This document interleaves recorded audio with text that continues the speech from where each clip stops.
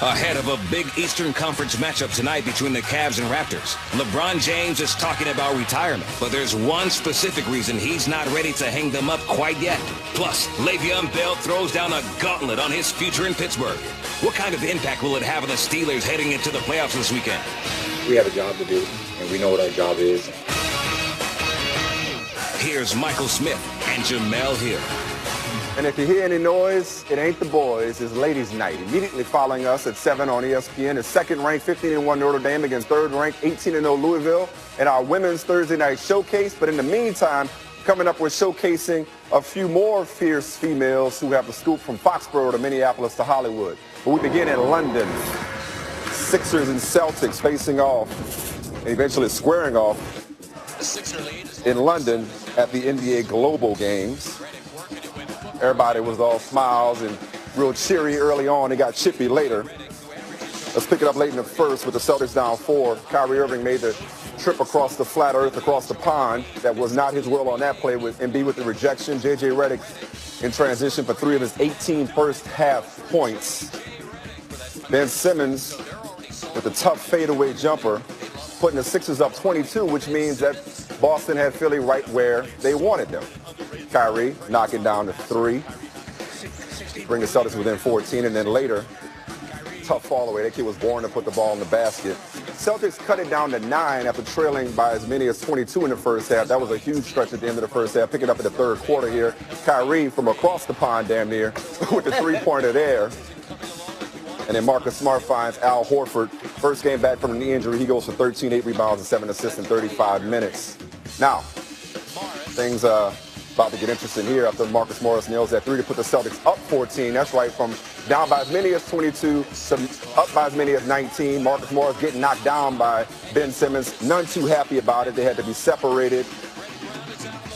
Take another look. So Simmons might have, leaned his shoulder just a tad into Marcus Morris, which upset him.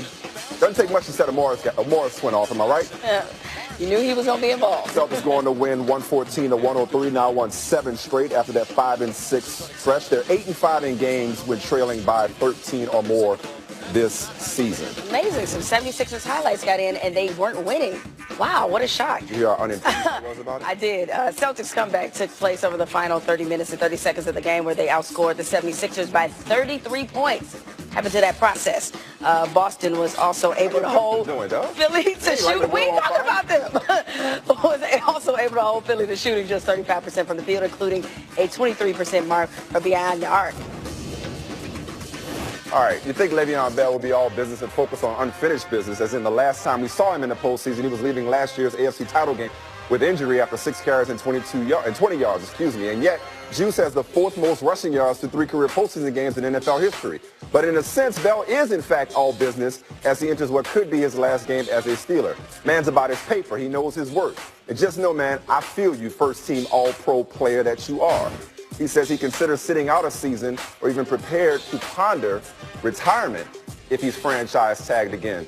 Says the man who averages 129 scrimmage yards per game for his career, quote, just get the numbers straight exactly where we want them. I'm not going to settle for anything. I know what I want, what I do, and what I bring to the table. I'm not going to go out here getting the ball 400 times if I'm not getting what I feel I'm valued at. Now, he told those things to our Jeremy Fowler.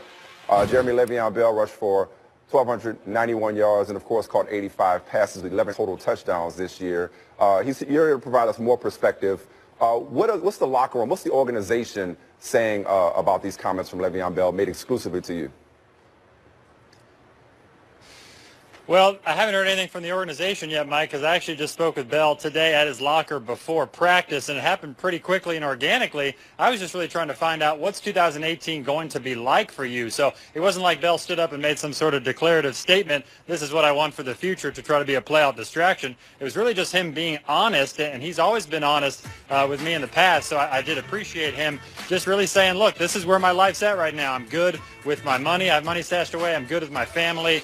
And really, I love football, but I don't need it. So if I'm forced to walk away, it's going to be all about value. And he told me, this is significant, it's all about precedent more so than just getting a few extra dollars next year, because he's thinking about Todd Gurley, Ezekiel Elliott, Melvin Gordon, guys coming up. He's saying if I took a bum deal that other running backs have taken in the past because of the diminishing of that position in particular, then I'm doing a disservice to those guys. So I asked him several times, are you sure about this? He said, yeah, I'm willing to sit out. And if I sit out 2018, it might be a retirement altogether. I might just not come back. Yeah, that's real benevolent of him, but I don't think they're going to take up a collection plate for him if he was to forego $14 million. But the other interesting quote I thought came from your piece was he talked about leaving a legacy that people will always remember what you did. You pointed out Barry Sanders playing 10 years versus his 5 years so far. He says, I run the way I run for that reason. I feel like I want to run differently than everybody else did. I want to do things that everybody else hasn't done. Certainly one of the best two-way running backs we've seen in recent memory. So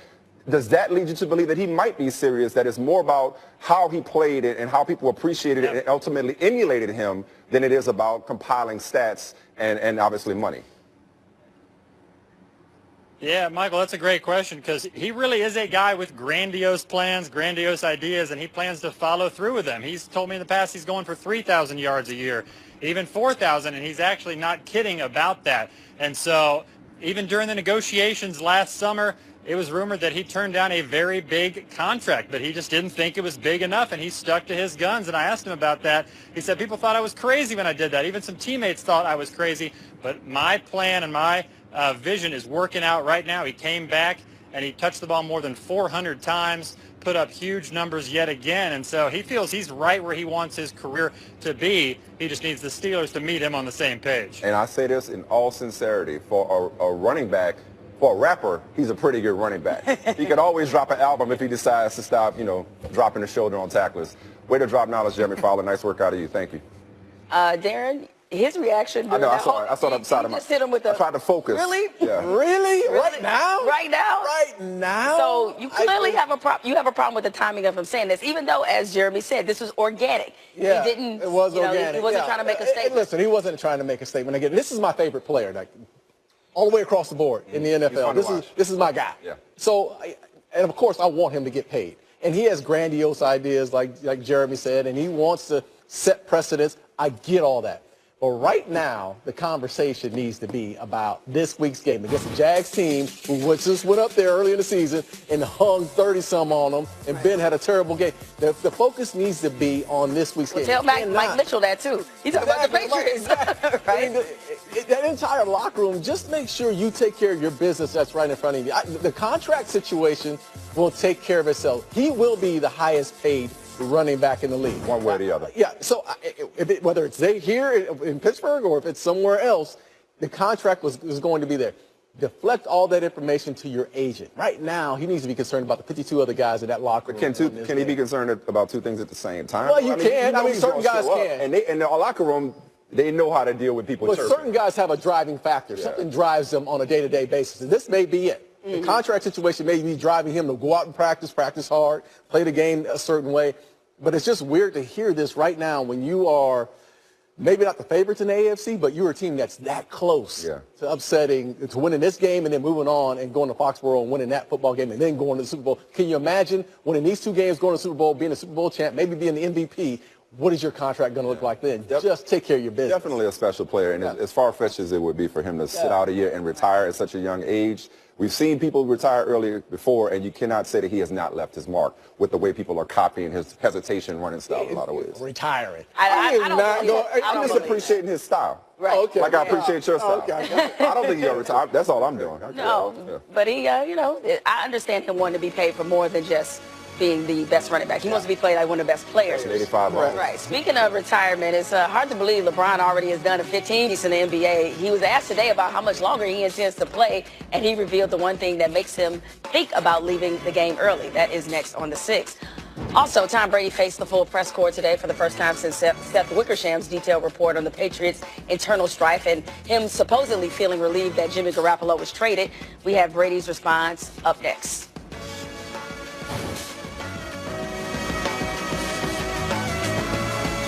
Make the Fix with Michael and Jamel. Brought to you by Ameriprise Financial. With the right financial advisor, life can be brilliant.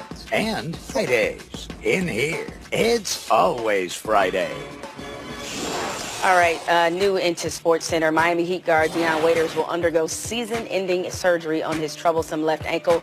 League sources tell ESPN Waiters has missed the last 8 games with the left ankle injury as he's consulted with specialists weighing the possibility of season-ending surgery against a procedure that could have allowed him to return before the playoffs. Now, the Heat have won 6 straight games and moved into 4th place in the Eastern Conference standings with a 24-17 record. Meanwhile, the 6-6 rolls on. We'll talk to Sal Powell in a moment, live from Eagles practice, and we'll tell you the latest Alabama players to declare for the NFL draft. But for now, Patriots are on the clock. Or not you know what tonight is? The first time the Raptors play a game on either TNT or ESPN ABC. Toronto's first meeting with Cleveland since the Cavs swept them in last year's playoffs. But this looks like a much different Raptors team. 5th best offense in the NBA, looking to take advantage of the league's 2nd worst defense. Cavs coming off that beatdown at the hands of the Wolves. Raptors have won 17 in the last 21 games. 2nd best record in the NBA over that stretch, behind only the Warriors. Now, as for the Cavs, according to our Basketball Power Index, Cleveland has the toughest January-February schedule of any Eastern Conference team at Toronto, then Indiana, before facing the Warriors at home on Monday. They also have games against the Thunder and Spurs upcoming. That's the short term. Here's LeBron earlier today taking a look at the big picture as it relates to his career. Still in his prime, but can he see the finish line? 18 years I've been in this light right here, so I've already exceeded everything that I've ever dreamed about. So at this point, I'm just adding crazy toppings on the cake like my daughter did. The game will let you know when it's over with. I kind of look at, retirement as, for me, it was like, getting engaged. Like I didn't know if I was ready or not, but I just felt like it was the time. The timing was right. The vibe was right.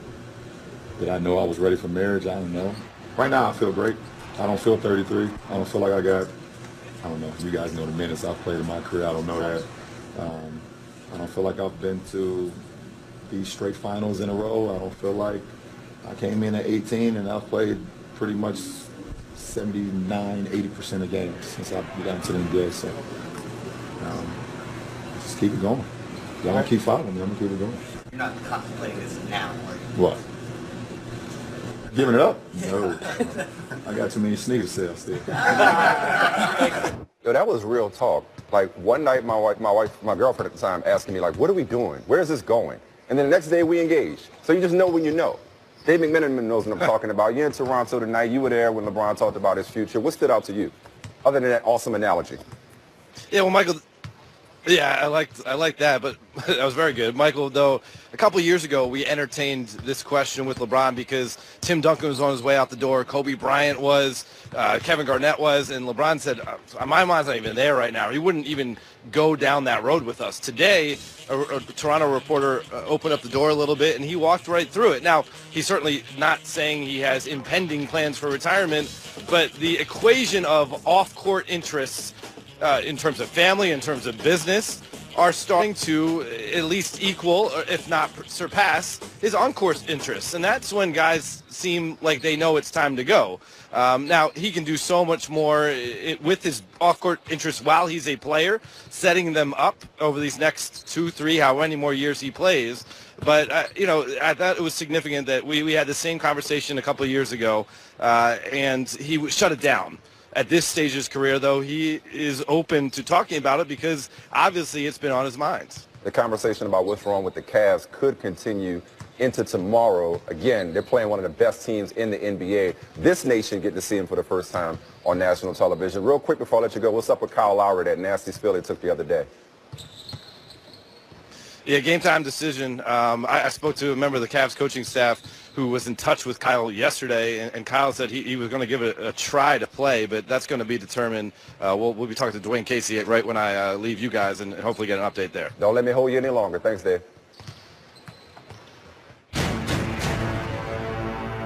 This is one of the best football environments in the National Football League. These are the types of teams that you've got to beat if you want to be the champs at their place. Throw back shoulder left for Gronkowski. Makes a twisting one-handed catch. Touchdown! And this is what I've worked hard for getting these kinds of games. What a play Marcus Mariota threw and caught a touchdown pass. You run out of adjectives with Brady under center. It's been the best for quite some time. That's your quarterback. Impressive football team. They do a lot of things well. Derrick Henry to pay dirt. There is shock in KC. We all have high expectations, but you got to go out there and earn it. Whatever it takes, I'm willing to do it. We worked pretty hard to get to this point. It's a great opportunity. It's a good time of year to be playing football. All right, Patriots in playoffs, a never-ending story. Patriots could advance to their 7th straight conference championship with a win over the Titans. This will be a daunting task, though, for Tennessee. Patriots are 10-1 at home in the divisional playoffs under Bill Belichick and Tom Brady. Not to mention, the Patriots are 13.5-point favorites. Now, even though a lot of this is old hat for the Patriots, it never gets old for Tom Brady. I don't think you take it for granted. It's like I said, it's hard to get to this point, and you know, you do all the meetings and walkthroughs and March, April, May, June, try to work out and be prepared for the season, and you get through it and you make it through a whole season and have a chance to compete, with everything at stake. So it's pretty cool for all of us, and I'm sure everyone will be excited Saturday night. It's going to be a great experience. I know the fans will be into it. We'll be into it, and hopefully we can go out and play well. All right, my girl Diana Rossini is there looking Professor Sharp at the Patriots facility.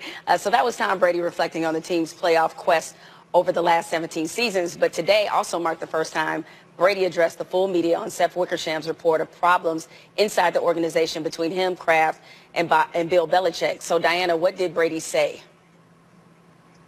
Yeah, Jamel, we peppered him with questions for about 6 minutes. We asked him all sorts of questions, and he glided right through everything so smoothly, like Tom Brady always does. We asked him about the distractions from that report, and he says they don't talk about it. They don't think about anything that happens outside of this facility because they know what's at stake. They lose to Tennessee on Saturday, their season's over. He was asked, though, how this Patriots team is so good at sounding out all the noise. Well, I think we have a job to do, and we know what our job is, and that's, to go out and play football at a high level and to play well, and, nothing really should get in the way of that. That's what we're getting paid for. So be a professional is to put everything aside and to go out there and do the best you can for the team, try to help us win.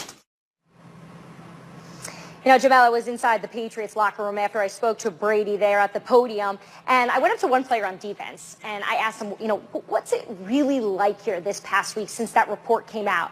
He's like, we don't talk about it. And he even gave me that look kind of like, can you believe that's the way it is here? It's so strict here. We're so focused on what we're trying to accomplish on Saturday that we don't even care what everyone is saying about what's happening here. And it all starts from Bill Belichick, who started today's press conference today with, I'm ready to take questions about Tennessee. And that's the only focus this team has right now. And also today was the first time they had full attendance out on the field. So, Jamel, Michael, think about this. You have a Patriots team that's healthy, ready to go, focused for Saturday. And, of course, they are probably one of the best teams at overcoming adversity as they get ready to face the Titans on Saturday night. And you also have the Titans talking about they're going to make Tom Brady look like Blake Bortles, which is interesting in itself. I know, a little silly. Speaking of which, I wanted to ask Brady that. I wanted to ask him that so badly, but they were wrapping us up. I was like, oh darn. Well, they shouldn't say it because clearly Tom Brady has looked like Tom Brady against the Titans in his career. Lost his first career start against the Titans in 2002, but he hasn't lost to them in his 6 starts since. In that run, he's passed for 13 touchdowns, no picks. That includes a 59-0 win in 2009, where he had 5 touchdowns in the second quarter. So they might want to keep his name out their mouth. Alabama All-America safety Micah Fitzpatrick, fellow safety Ronnie Harrison, and tailback Bo Scarborough announced Thursday they're skipping their senior seasons. Nick Saban says defensive tackle Deron Payne is also entering the draft, and wide receiver Calvin Ridley already had announced his departure. Whatever you do, wherever you go, fellas, keep your friends close and your playbook closer. Atlanta police say a playbook belonging to Alabama defensive line coach Carl Dunbar was stolen just 2 days before the title game. The thief also made off with Dunbar's wallet, iPad, passport, sunglasses, reading glasses, and $1,320. Some of the items have been recovered, thankfully. This, however, is priceless. Yeah, coming between us. No, I think that was an awesome message by Tua Tagovailoa. Talk about his man, Jalen Hurts, because a lot of people have been trying to divide him and make it seem like Jalen Hurts somehow is not being a competitor. By the way, he congratulated him on the field, and Jalen Hurts returned him. That just goes so you can't win for losing. People are really saying he wasn't a competitor, but if he'd have come out and said, man, you know what, we won, but I wish we would have won with me starting, he'd have been ripped for that. Exactly. Consummate teammate. He was really my hero of that game. Speaking of ripping, a lot of players are ripping officials these days in the NBA. A lot of beef between these two. Chris Paul was the latest to call out officials. We'll give you the tea when we return. Also, Kevin Durant and Greek Freak, they led the first round of fan voting for the NBA All-Star Game. Now we have the returns from the second vote, and we have 2 new leaders. We'll tell you who they are when we come back. commentary. Trailing by as many as 22 in the first half. That was a huge stretch at the end of the first half. Picking up in the third quarter here. Kyrie from across the pond damn near with the three-pointer there. And then Marcus Smart finds Al Horford. First game back from a knee injury. He goes for 13, 8 rebounds, and 7 assists in 35 minutes. Now, things about to get interesting here after Marcus Morris nails that three to put the Celtics up 14. That's right, in transition for 3 of his 18 first half points. Ben Simmons with a tough fadeaway jumper, putting the Sixers up 22, which means that Boston had Philly right where they wanted them. Kyrie knocking down the 3. Bring the Celtics within 14, and then later, tough fall away. That kid was born to put the ball in the basket. Celtics cut it down to 9 after trip. Here's Michael Smith and Jamel Hill. And if you hear any noise, it ain't the boys. It's ladies' night. Immediately following us at 7 on ESPN is second-ranked 15-1 Notre Dame against third-ranked 18-0 Louisville and our women's Thursday night showcase. But in the meantime, coming up, we're showcasing a few more fierce females who have the scoop from Foxborough to Minneapolis to Hollywood. But we begin in London. Sixers and Celtics facing off and eventually squaring off in London at the NBA Global Games. Everybody was all smiles and real cheery early on. It got chippy later. Let's pick it up late in the first with the Celtics down 4. Kyrie Irving made the trip across the flat earth, across the pond. That was not his will on that play with Embiid with the rejection. J.J. Redick. Ahead of a big Eastern Conference matchup tonight between the Cavs and Raptors. LeBron James is talking about retirement, but there's one specific reason he's not ready to hang them up quite yet. Plus, Le'Veon Bell throws down a gauntlet on his future in Pittsburgh. What kind of impact will it have on the Steelers heading into the playoffs this weekend? We have a job to do, and we know what our job is.